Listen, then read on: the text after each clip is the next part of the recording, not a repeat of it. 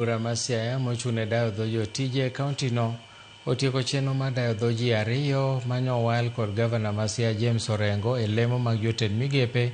kod machielo e lemo mar bod mochune ndiko jotije e kauntino.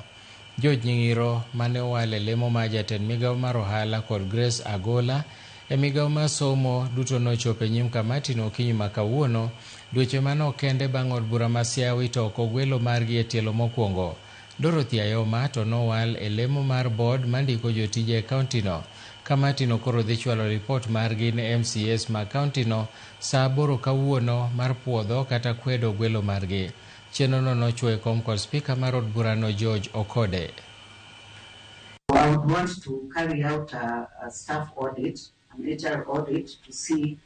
that we have proper placement of people. I think what we said as a committee next time, should we realize failure on the part of the appointing authority, we will not subject the nominees to interview, but instead we will engage the appointing authority, because it is a waste of time for an appointing authority to contravene the law while submitting names and taking innocent people, officers,